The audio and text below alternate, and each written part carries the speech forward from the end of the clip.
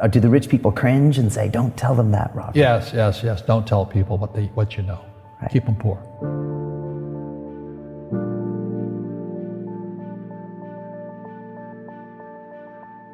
The moment I pay you, you think like an employee. The moment you accept the paycheck, your brain goes dead. That's the trap. Entrepreneurs work for free. As long as you're hungry, you'll think. The school system was designed to teach you to be an employee or a doctor or a lawyer, a specialist, but never about money. The poor will always be amongst us because it starts up here. It's in their words, and the words become flesh. But when they say, I can't afford it or I can't do that, they go down. They become what they say. And I meet so many people, I can't afford it. You think I'm made of money? My PhD dad, he says, what do you think I am, made of money? I can't afford that. And my rich dad would say, that's why he's poor. Poor people say, I can't afford it, I can't do that, I don't have time. Because it's an escape. It's an escape, you know what I mean? It's easy to say, I can't afford it. Oh, I'm too tired. Oh, I can't go to the gym. When you could go to the gym. No, I can't. Truth is, I'm just too lazy to go to the gym. And your rich dad used to say what instead of, I can't afford it? How can I afford it? How can I do that? A question opens the mind, a statement closes the mind. See, when you say, I can't afford it, your mind shuts down and you become what you say. People right now who are sitting at home, who are struggling financially or worried about money or unhappy, they may be making a lot of money, but unhappy with what they're doing. It was probably taught to you. Your superego was taught, get a job, work hard, or you'll never be rich, or the rich are evil, or whatever. Poverty is passed on. It's taught in your families. And middle class is taught in families.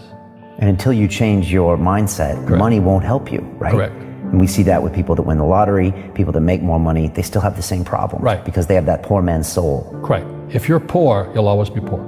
That's really hard for people to understand. Yeah, the money will disappear that fast. Just like most pro athletes, they make millions of dollars, and 65% are bankrupt 5 years later.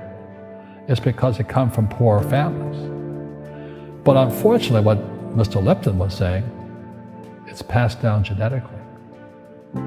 That's the frightening thing.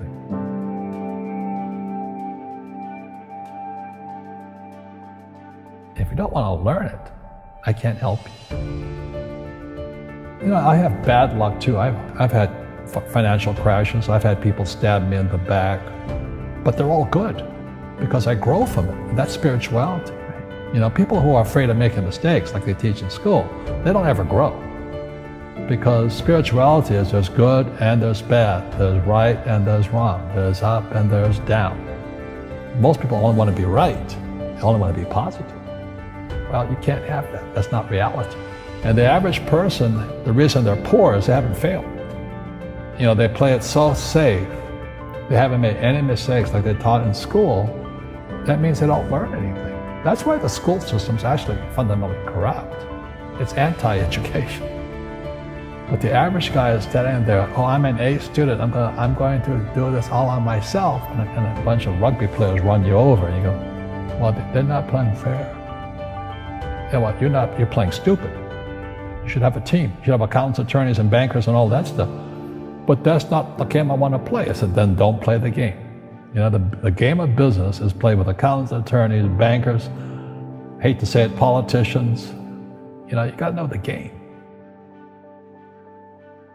People say, well, money is not that important to me.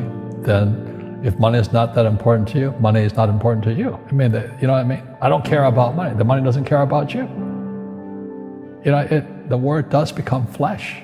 Or I'll never be rich. Or the favorite one is the rich are greedy. It's the poor that are greedy.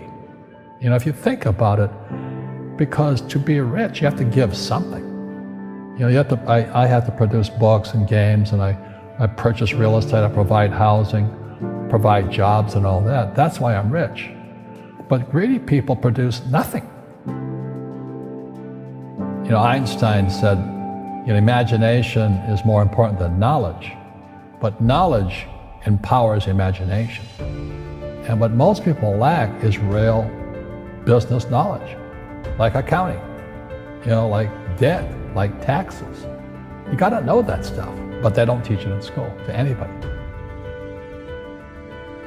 You see, most teachers in school, they're out of ethics. They teach subjects they themselves don't practice.